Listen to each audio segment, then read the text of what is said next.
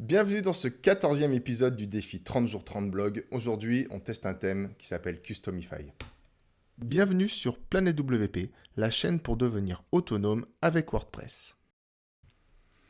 Donc, comme d'habitude, ça commence à devenir une habitude maintenant, je vais installer un thème que je ne connais pas cette fois aujourd'hui, par rapport à la précédente vidéo où on a testé le fabuleux thème Neve. Là, je vais tester Customify. Je vais l'installer et on va un peu découvrir le thème ensemble là pendant la petite demi-heure à venir. Et je vais checker quelques points pour décider si c'est un thème qui mérite d'être installé et d'être utilisé sur le long terme pour votre blog. Alors, les points que je vais vérifier, ça va être d'abord, comme je le répète dans toutes les vidéos depuis le début de ce défi, ça va être les typographies. Est-ce que je peux gérer les typos du site finement ou pas? À minima, est-ce que je peux gérer les typos de titre et les typos du corps de page? Ensuite, ce que je vais regarder, c'est est-ce que on peut personnaliser les couleurs du thème? À minima, est-ce que je peux avoir une ou deux couleurs d'accent et gérer la couleur de mes boutons? Ensuite, ce qu'on va regarder, c'est est-ce que le thème propose des réglages de mise en page? Alors là, pour ce défi 30 jours 30 blogs, j'ai installé un blog de démo, et donc je vais surtout m'attarder sur les pages d'archives qui listent les articles de blog. Souvent, les pages sont listées sous forme de liste ou de grille. Moi, j'aimerais bien avoir le choix entre l'une ou l'autre, voire même, pourquoi pas, soyons fous, sur un thème gratuit, avoir d'autres mises en page.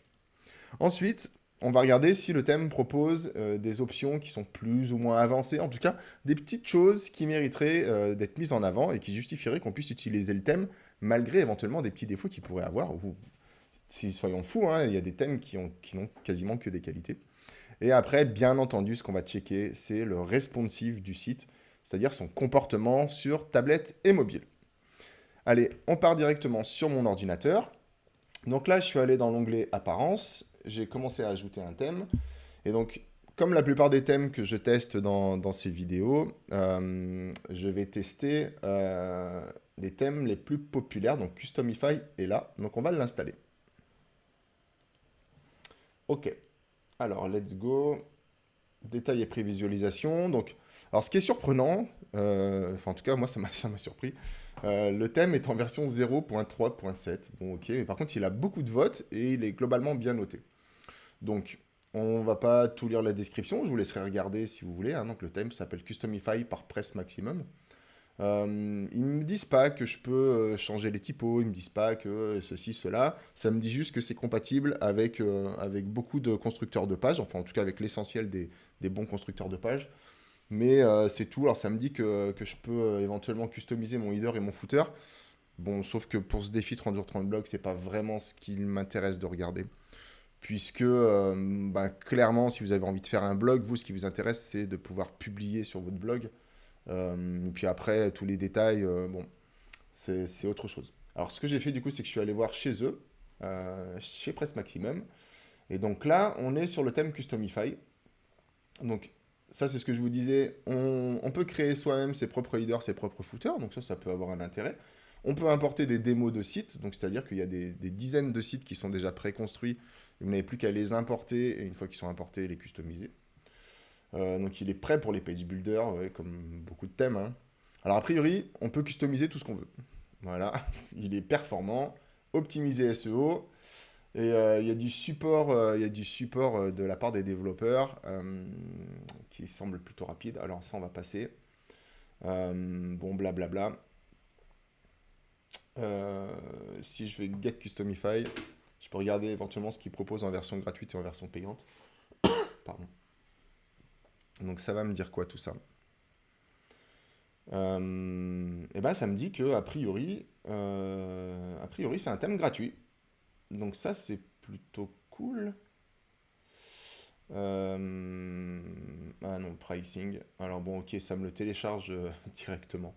Ok, donc en fait, effectivement, il y a un... Non, c'est pas un thème gratuit, c'est un thème payant. C'est bien ce que j'avais compris. Donc le Pro Upgrade coûte 59 dollars par an. Pour 59 dollars par an. Ah oui, pour un site. Et là, pour 3 sites, 89 dollars. Et pour des sites illimités, 129 dollars par an. Bon, pourquoi pas. J'en ai déjà parlé souvent. Ça vaut largement, largement le coup. Alors là, a priori, en version payante, on a tous ces modules en plus là. pour coller le header, pour avoir différentes layouts de blogs. Voilà, ça, par exemple, typiquement, c'est ce qui m'intéresse. Donc, j'espère quand même qu'on va en avoir dans la version gratuite. Ça, j'ai dit que j'en voulais, ça m'intéressait pas tout de suite. Méga menu, Advanced Styling. Donc, on peut contrôler le layout, donc la structure, les typos pour les pages, les covers, les custom fonts. Tout ça, c'est ce qui m'intéresse. Parce que je pense que c'est la base, en fait, pour vous, en tant que blogueur non développeur. Ben, vous installez un thème, ce que vous voulez, c'est que déjà, globalement, le thème vous plaise. Ah, tiens, on va faire une petite aparté, là. Vous, globalement, si vous avez un projet de blog, ce qui vous intéresse, c'est le thème que vous installez, déjà, qui vous plaise. Ça, c'est super important. Voilà, il faut que le thème vous plaise. J'ai un petit bug d'ordinateur. Que le thème vous plaise, mais que vous puissiez aussi, à minima, customiser 2-3 petits trucs, quoi. C'est-à-dire, comme je le disais tout à l'heure, les points que j'ai listés, les typos, les couleurs. Voilà. Alors, ok, bon, on va y aller, on va regarder, on va l'installer. Donc, par défaut, là, vous voyez, une page d'archives, donc qui liste tous les articles de blog, elle se présente comme ça.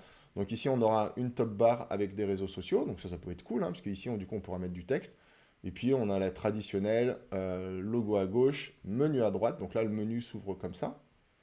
Mais, donc là, on a un bouton pour un appel à l'action. Donc ça, c'est plutôt cool, hein, genre télécharger mon livre blanc, etc. Ça, c'est trop bien. Puis là, on a notre liste d'articles de blog. On n'a pas une grille, on a une liste avec la sidebar. Bon, on est de retour. Il semblerait que j'ai des problèmes pour installer le thème. Alors, ça arrive pas très souvent. C'est marrant que ça m'arrive pendant une vidéo. Donc, ce que je vais faire, c'est que je vais mettre sur pause. Et tout à l'heure, souvenez-vous, il y a quelques minutes là, quand je suis allé sur le site là, du coup, je l'ai téléchargé Customify. Donc, on va l'installer, mais pas en passant par les serveurs de WordPress. On va l'installer en passant par mon ordinateur. Donc, je vais préparer ça et je reviens tout de suite. Voilà, je suis de retour. Donc, j'ai préparé le fichier. J'ai juste préparé sur mon ordinateur pour pas que quand vous allez le chercher, vous voyez trop de choses, parce que j'ai des choses de clients, etc. Donc, du coup, au lieu d'aller chercher le thème, attendez, je vais reprendre la caméra. Au lieu d'aller chercher le thème sur les serveurs de WordPress en faisant installer et activer, ben, j'ai été le télécharger directement chez l'éditeur du thème et je vais l'uploader dans WordPress. Donc, je vais uploader l'archive pour pouvoir l'installer manuellement. Donc, on va voir si ça marche. Hein, on va voir ça en live. Et puis, si jamais ça plante, c'est peut-être que c'est mon hébergeur qui fait des maintenances ou qui plante. Et puis, ben, dans ces cas-là, j'arrêterai cette vidéo et je la reprendrai plus tard. Donc là, ben, je fais choisir un fichier. Je vais chercher l'archive du thème que j'ai téléchargé. Je fais ça. Installer maintenant. Donc, ce que ça fait, c'est que ça envoie cette archive sur mon serveur. Et puis après, voilà, ok. Donc là, ça fonctionne. Installation du thème, à partir du fichier, machin. Le thème a bien été installé. Des traductions ont été mises à jour, blablabla, blablabla. Et je vais l'activer à partir d'ici. Parce que quand vous mettez un thème en ligne comme ça, il ne s'active pas forcément hein, tout de suite. Ok. Donc là, Customify fonctionne. Tout va bien. Si j'actualise mon site, qu'est-ce que ça donne? Ok, donc on a bien la présentation qu'on avait vue tout à l'heure. Donc globalement, ça se présente bien. Alors oui, ça se présente bien. Les typos sont globalement bien gérés. Ça ressemble à ce qu'on avait tout à l'heure. Ici, notre logo, il est en taille originale. Donc il faudra qu'on aille voir si jamais on peut le réduire. Alors j'ai le menu ici. Donc en fait, ça, c'est pas le menu de navigation finalement. Ça doit être alors on l'a ici, le menu de navigation, mais il apparaît aussi ici. Donc ça, c'est un peu chelou. On va aller voir ce que ça donne. Bon, c'est plutôt cool. Donc, déjà, première chose, est-ce que le thème a rajouté un sous-menu quelque part? Oui, le thème a rajouté un sous-menu d'options ici. Donc, allons voir ce que ça donne. Ok, donc il nous a rajouté une petite page comme ça. Hein. C'est un peu une page de vente, hein, disons-le aussi, puisque bon, du coup, lui gagne sa vie avec ça. C'est normal qu'il fasse la promotion de son produit. Hein. Ça, c'est un truc typiquement, par exemple, souvent qui a tendance à m'agacer, disons-le clairement. Alors, je vais reprendre la caméra. Ça a tendance à m'agacer parce que, effectivement, là, vous avez un thème gratuit qu'on va découvrir ensemble. Il y a le thème gratuit, souvent, c'est une version bridée d'un thème payant. Le gars gagne sa vie en faisant des thèmes WordPress. Donc, déjà, il vous propose un thème à un prix canon, par exemple 59 $. pour toutes les fonctionnalités, c'est imbattable. Donc forcément que le gars, déjà, s'il vous donne une version gratuite, il a peut-être le droit de faire de la promotion de son thème pour les versions payantes, et il a le droit de proposer ce qu'il veut comme option en version gratuite et comme option en version payante. Parce que de temps en temps, j'ai des étudiants qui disent «Ouais, mais bon, le gars, il aurait pu filer tout son thème gratos et tout.» Ben, pourquoi en fait? C'est son job. Donc pourquoi il filerait tout le thème en version gratos? Après, on est d'accord, il y a des développeurs de thèmes qui abusent clairement au niveau des fonctionnalités. Par exemple, j'avais testé un thème, j'arrive pas à retrouver, mais le thème était magnifique. En version gratuite, il était super bien et tout. La couleur d'accent, c'était un vert fluo. Et ce vert fluo ne pouvait pas se changer autrement qu'en prenant la version pro, par exemple. Donc si vous n'êtes pas développeur, bah, vous êtes coincé, vous êtes obligé de prendre la version. Là, par exemple, je trouve que c'est abusé. Mais un bon thème qui est bien en place, qui propose suffisamment d'options pour qu'on puisse travailler avec, bah, c'est OK si le gars fait sa promotion pour, bah, tout simplement pour vivre. Donc, allez, on retourne sur mon ordinateur. Donc là, a priori, les options qu'on a là, voilà, vont nous rediriger vers le customizer, hein. Donc c'est juste des raccourcis. Donc cette page, voilà, c'est plus une page de vente qu'autre chose. Donc toutes les options de design au global, on va les gérer là-dedans dans l'onglet de personnalisation. Alors on va pas regarder comment on importe les thèmes, etc. Mais je le redis à chaque vidéo, hein. Si le thème qu'on est en train de découvrir vous plaît, eh ben, vous me le dites dans les commentaires et si, on peut organiser un live, hein, c'est OK, et on configure un blog en live. On prend une soirée, on configure un blog en live avec le thème. Alors, bon là c'est un peu long à charger. Peut-être qu'il y a beaucoup de menus là-dedans, et du coup ce serait bon signe. En tout cas, ce qu'on constate, c'est que bon, on a des modules qui sont en version pro. On va pouvoir gérer les en-têtes, on va pouvoir gérer des mises en page. Donc ça, c'est ce qui nous intéresse. On va pouvoir gérer aussi les styles de blog. Donc ça, c'est ce qui nous intéresse aussi. On va pouvoir gérer les typographies avec un i. OK. C'est pas très grave, les fautes. Et on va pouvoir gérer des styles. Donc, ben, allons découvrir tout ça et allons checker, voir si on peut faire ce qu'on veut. Alors, déjà, dans l'en-tête... Ah oui, OK, d'accord, je comprends. OK, donc en fait, il y a le fameux gros constructeur d'en-tête. Il y a le fameux gros constructeur d'en-tête. Euh, donc on va pas le détailler ici, c'est vraiment pas le but du jeu. Juste si je vous montre par exemple ici, mon icône de menu qui est là, j'ai mon menu qui est là, j'ai mon bouton, etc.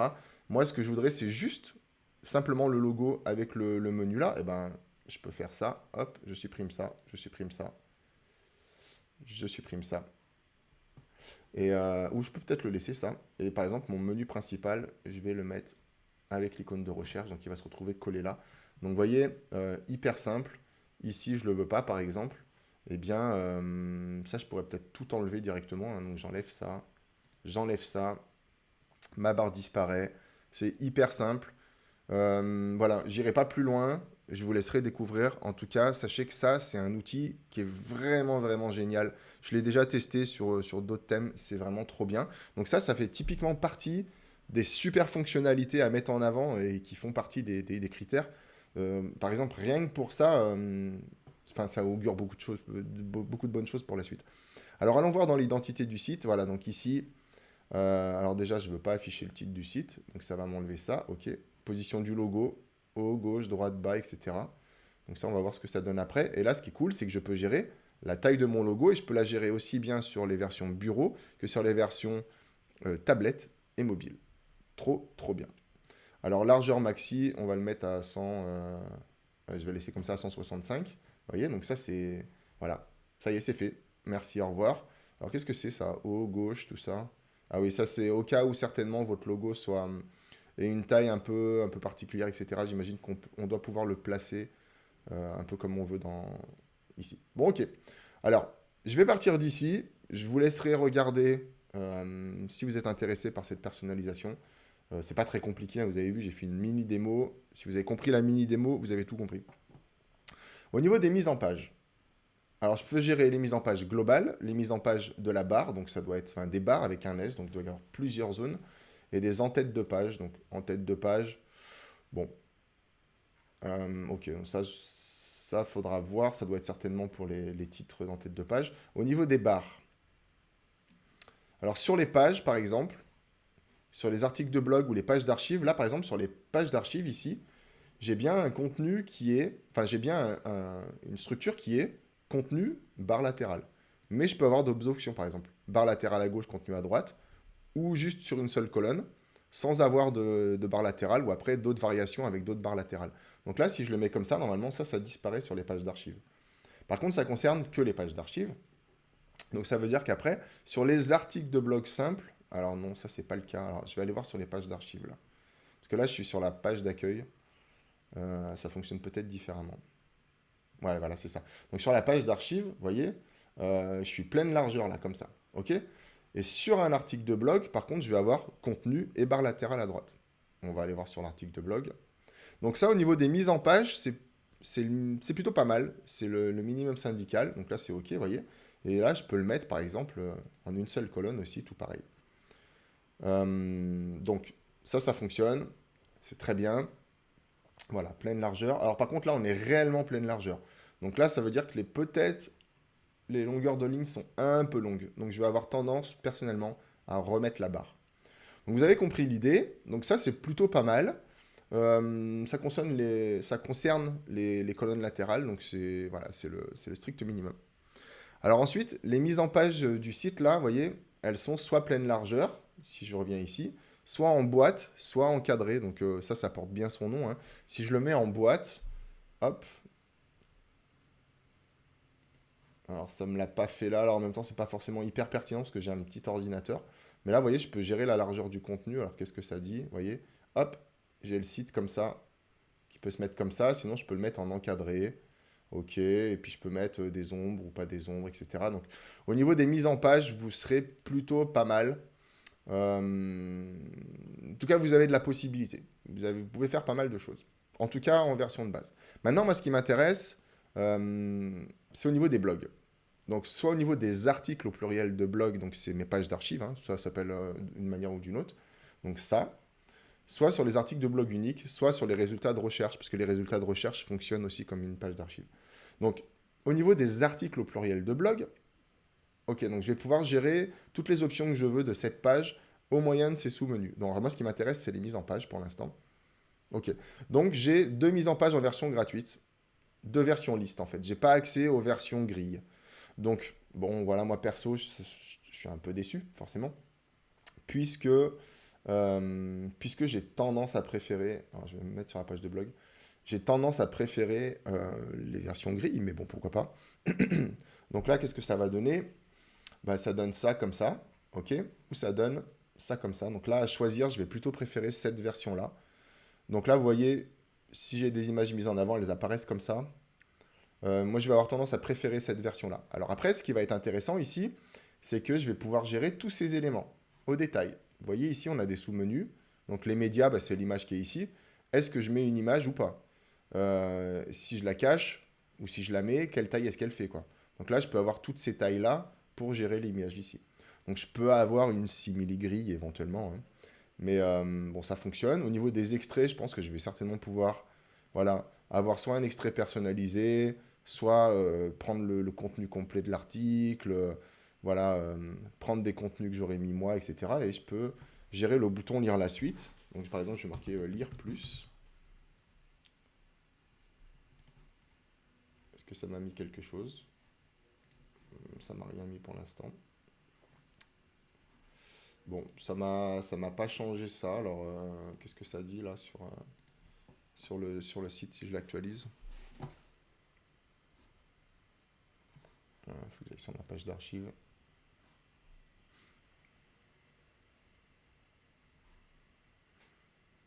Bon, ça me marque lire la suite. Ok. Dac. Alors, se lire la suite, ça doit être autre chose.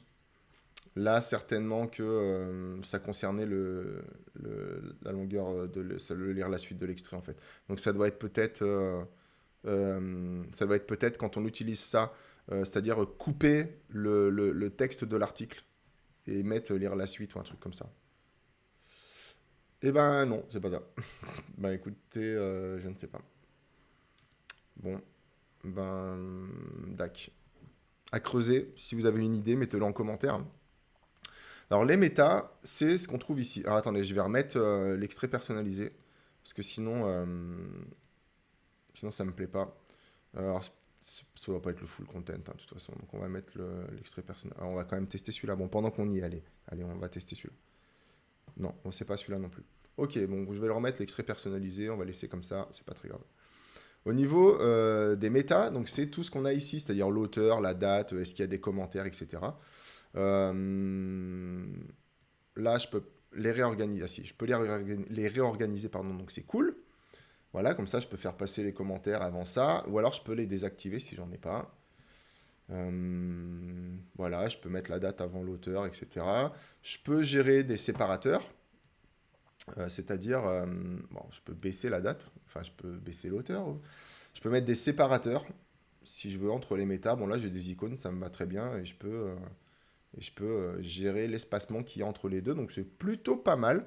Au niveau des réglages, je trouve ça vraiment bien. Alors le lire la suite, bon ben voilà, c'est là où on va gérer le texte de lire la suite. On va marquer lire plus. Lire plus, c'est ok, ça fonctionne. On va pouvoir même gérer la typo du lire plus et le style. Donc ça c'est cool. Donc ça nous dit quoi ici? Ben voilà. Ça nous dit ici, choisissez une police parmi toutes les polices Google qui existent. Choisissez une police. Appliquez-la ici, choisissez sa taille, son espacement, etc. Donc ça, c'est vraiment génial. Et au niveau du style, qu'est-ce que je peux gérer? Bah, je peux gérer toutes les couleurs d'arrière-plan. Donc ça veut dire que si je veux transformer ce bouton-là, par exemple, bah, la couleur d'arrière-plan, alors est-ce que je peux gérer le survol? Oui, je peux gérer le survol. Donc en normal, il est comme ça, et en survol, voilà, je pourrais gérer la couleur d'arrière-plan du survol. Par exemple, je vais le mettre en orange. Hop, je vais mettre ce orange un peu claqué comme ça, là.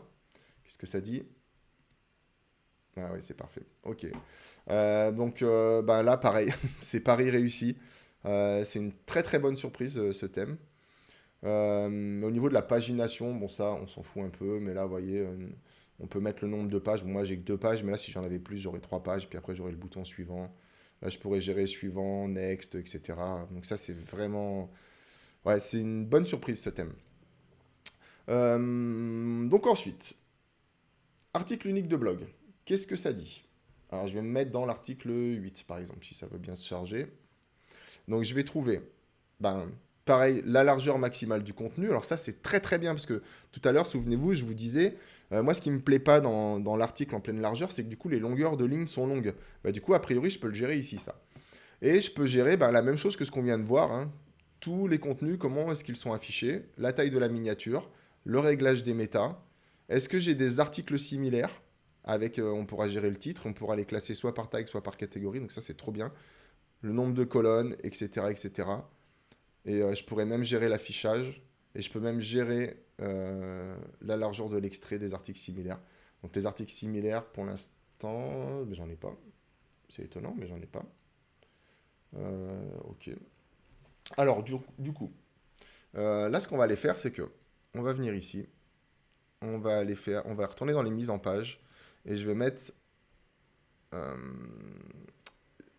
pardon, je vais mettre l'article de blog en contenu seul, publier, et du coup, je vais aller pouvoir gérer certainement la largeur du conteneur. J'espère que c'est ça. Ok. Donc là, si je vais dans blog, article de blog unique, largeur du contenu. Ouais, c'est exactement ça. En plus, c'est centré dans la page. C'est trop bien. Là, par exemple, je sais pas si je mets 1024. Alors, je vais le mettre à la main parce que sinon, ça va me déclencher peut-être mes raccourcis clavier. Hop. Donc là, moi, mon container, il faisait 1200, hein. Donc en fait, le truc se base sur la taille de mon container, hein. Donc là, bon, j'ai mis 1017, on s'en fout un peu. Ok. Donc, ouais, c'est plutôt bien. Donc ça, c'est un excellent bon point. Alors là, par exemple, si je veux pas réafficher l'image mise en avant dans l'article, je peux l'enlever. Libre à moi de la mettre où je veux dans l'article après.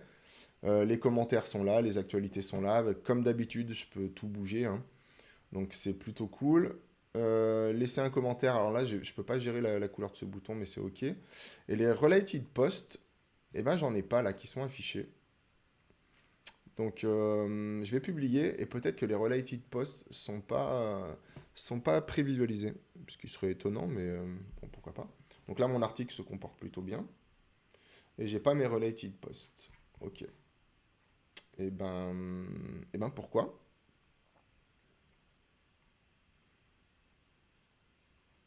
Là, je peux les afficher par date, etc. Et si je les affiche par catégorie, par exemple? Ah bah oui, mais c'était par tag. Donc forcément, c'était par tag. Là, si je les mets par catégorie, comme j'ai pas de tag dans le site, forcément, ça peut pas marcher. Voyons voir là, si ça veut bien s'actualiser. Eh ben, toujours pas. DAC. Eh ben, tant pis. Ça, typiquement, j'ai pas le temps de creuser dans...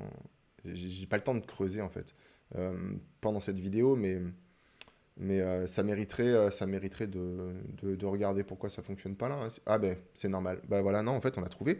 Les related posts sont cachés.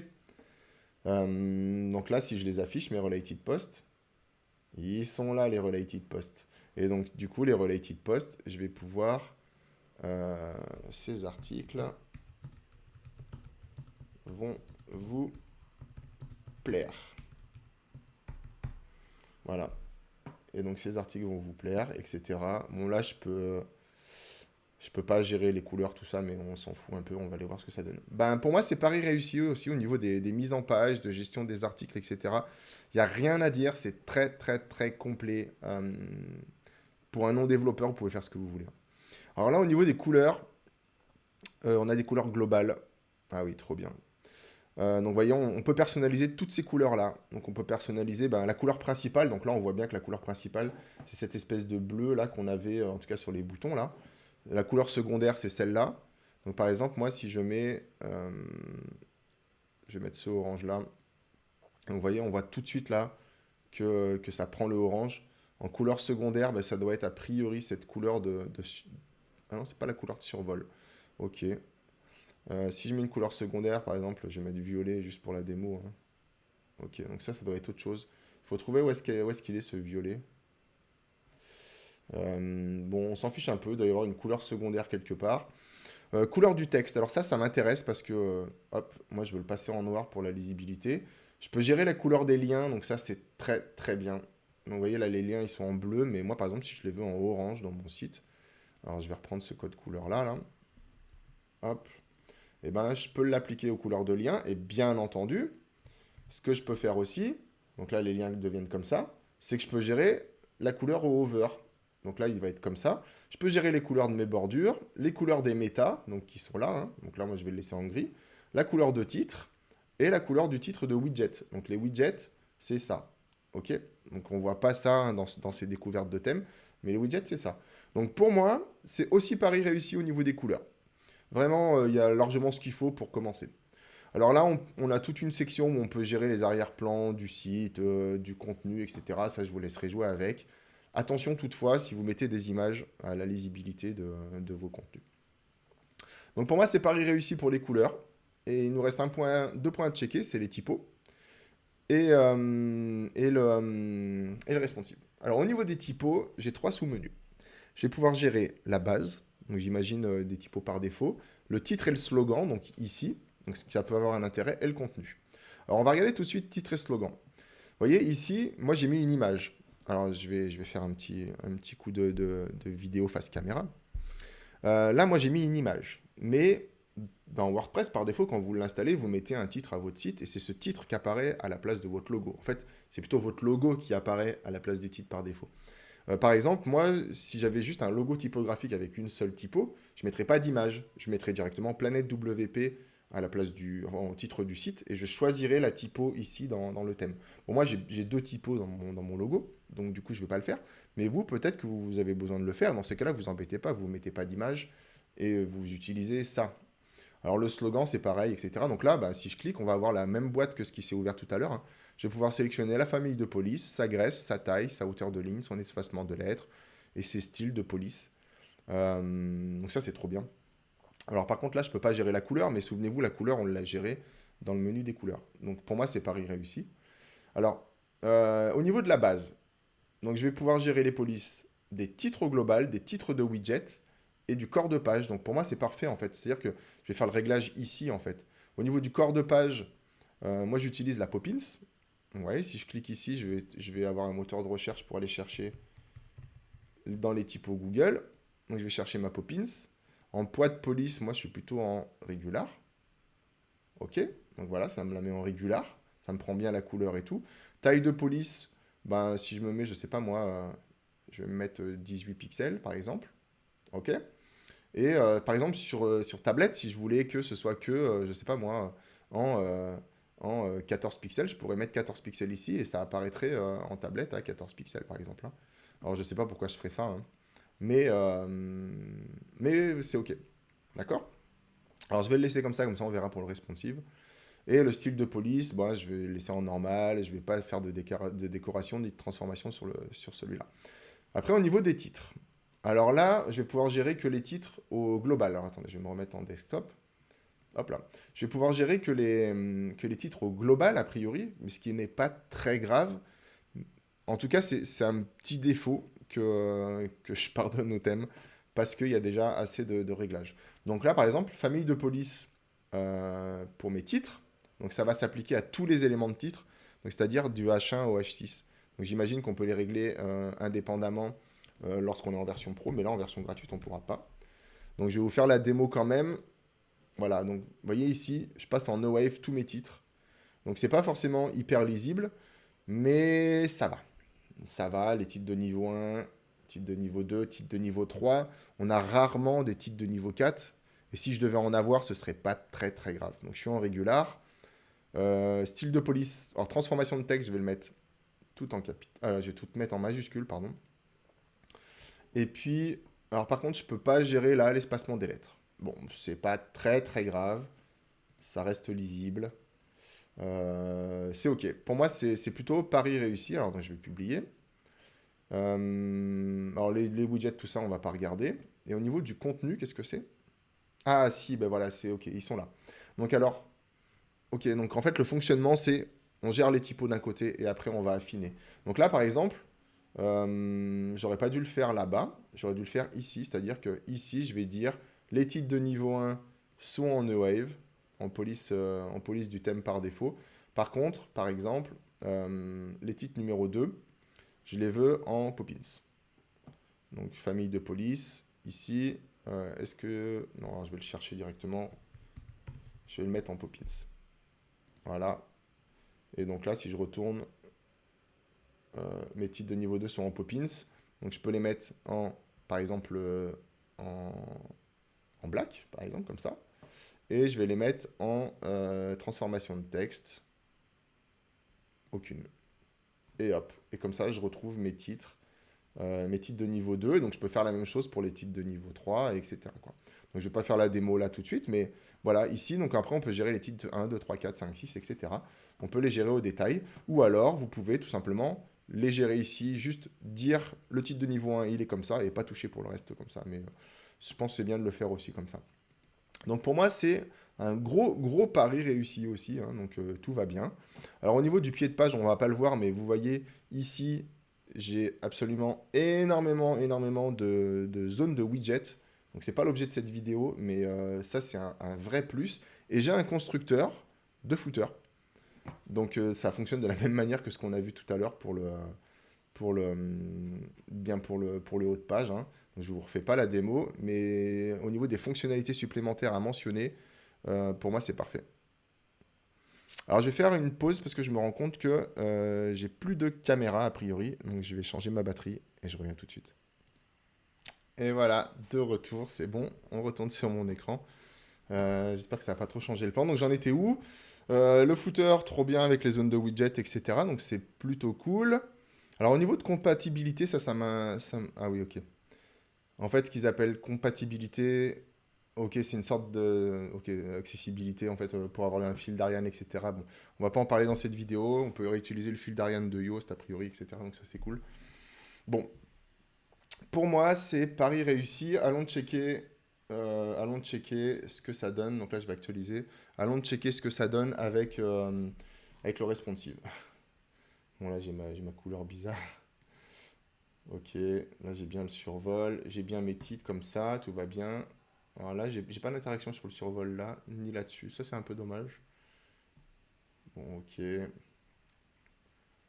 Ouais, c'est plutôt cool. Alors, qu'est-ce que ça donne en responsive? Hop, hop, hop, hop, hop, hop, hop, hop, hop. Alors, je vais enlever ce truc. Ok, alors, voyons voir. Bon, là, sans surprise. Ok, donc là, le texte a bien changé de taille. Alors, pour moi, ça se cascade pas assez rapidement. Là, si je devais le développer, si je l'avais, enfin, si c'est un thème que je devais développer, hein, j'aurais déjà cascadé ça et voilà, je serais déjà passé comme ça depuis longtemps. Pourquoi pas, ça fonctionne. Vous voyez, quand je suis dans un article aussi, ça va bien. Les articles supplémentaires qui vont vous plaire. Si j'ai pas mis d'image mise en avant, j'ai pas de remplacement. Bon, pourquoi pas. Moi là, j'ai pas trop d'interaction quand je suis dans un champ de formulaire, donc on voit pas trop l'accessibilité. Bon, c'est pas trop le sujet. Donc là, c'est ok, ça fonctionne. Le petit effet d'entrée est stylé. Donc là, j'ai le bouton sur mobile. Donc faudrait que j'aille gérer ça dans le constructeur de header. Mais ça fonctionne. Alors attendez, on va le réouvrir. Si je clique sur blog ici. Bon, globalement, il est assez rapide, ça va, hein. Ça fonctionne super bien en mobile. En tablette, bon, bah on est comme ça, hein, on est comme ça, pourquoi pas, hein. Euh, Pourquoi pas, ça fonctionne, hein, c'est ok, il n'y a pas de problème, tout va bien, responsive, petite barre comme ça, que je retrouve ici aussi. Bon, ok.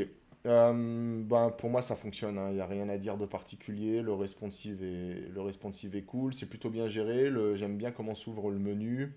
J'aime bien avoir la possibilité aussi d'avoir des menus qui sont et pour le mobile et pour le bureau. C'est-à-dire que là, a priori, on a la possibilité de gérer l'un et l'autre.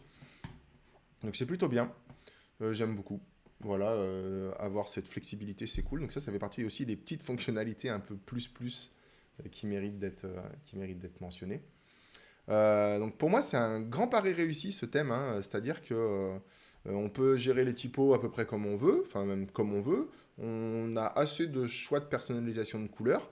Au niveau des mises en page, on n'a pas les mises en page sous forme de galerie. Donc ça, enfin sous forme de grille. Donc ça, c'est un peu dommage, c'est que dans la version pro.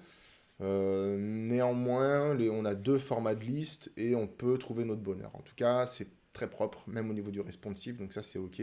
Donc au niveau des mises en page, c'est ok, ça fait le job. Par contre, si vous voulez un format grille, eh ben, vous ne pourrez pas utiliser les pages d'archives par défaut. Il faudra créer votre propre page avec un constructeur de page, comme Elementor avec un add-ons ou des choses comme ça.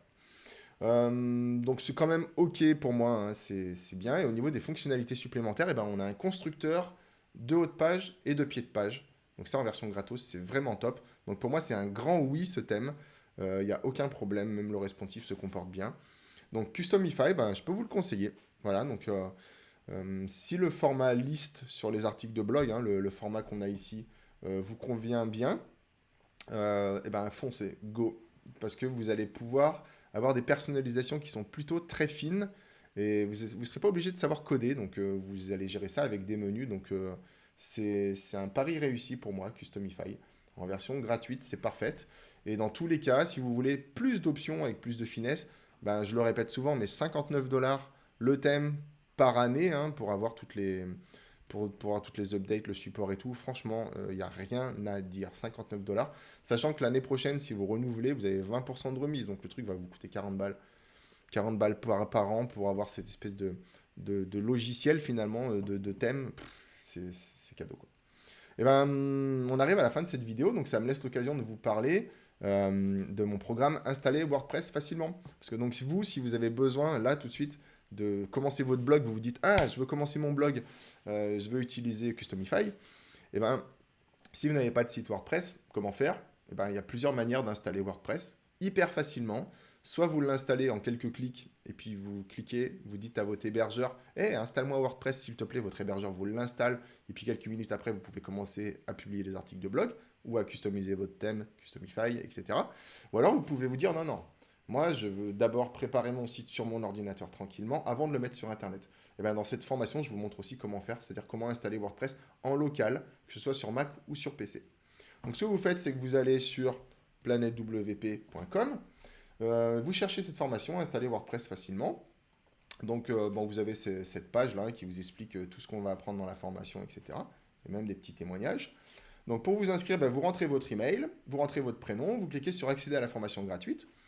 Et vous allez recevoir un email. Alors, vous allez recevoir quelques emails, hein, mais vous allez recevoir un email de ma plateforme Schoolmaker, voilà, qui va vous inviter à créer un compte. Et donc, quand vous aurez créé un compte, eh bien, vous arriverez sur cette page-là où vous avez les programmes de formation. Et surtout, vous avez votre formation gratuite, installer WordPress.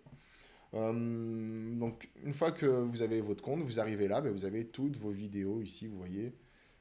Toutes les vidéos de formation sont là, hein. Donc, c'est une vraie formation, hein. C'est pas un petit truc gratos que je vous file comme ça pour avoir votre email dans ma liste, hein. Donc, votre email sera dans ma liste. Mais là, c'est vraiment une vraie formation, hein. C'est quelque chose que je pourrais vendre, hein. Je pourrais vendre ça à 200 balles sans problème. Voilà, mais sauf que là, c'est gratuit. Ça me fait plaisir. Donc par exemple, ce qui est super fort avec cette plateforme, c'est que si par exemple vous êtes en train d'installer un logiciel, comme ça, vous êtes en train de suivre cette formation, vous êtes en train d'installer MAMP sur votre Mac, et il y a un petit truc que vous n'avez pas compris dans ce que je dis, vous pouvez venir ici, dans l'onglet questions, vous posez votre question, hop, ça va créer un sujet dans l'onglet communauté, et donc soit d'autres personnes qui passeraient par là pourraient vous répondre, soit moi je peux vous répondre, soit en vidéo, soit sous format de texte. En fait, la communauté, c'est un forum. Donc c'est une communauté qui est naissante, hein, au moment où je tourne cette formation, puisque j'ai migré les formations sur cette plateforme il n'y a pas très longtemps. Pour l'instant, je n'ai pas trop de questions, mais si vous avez des questions à poser, n'hésitez pas, je répondrai en vidéo. Donc vous allez sur planetwp.com et vous vous inscrivez à cette formation. Et donc nous, on se retrouvera dans la formation juste après. Et puis on se donne rendez-vous dans une prochaine vidéo pour découvrir un autre thème de blog à utiliser en 2022 pour votre projet. Allez, salut! Merci d'avoir regardé cette vidéo jusqu'au bout. Rendez-vous sur planetwp.com pour retrouver toutes les formations dédiées à WordPress. Pensez à vous abonner et on se donne rendez-vous dans une prochaine vidéo.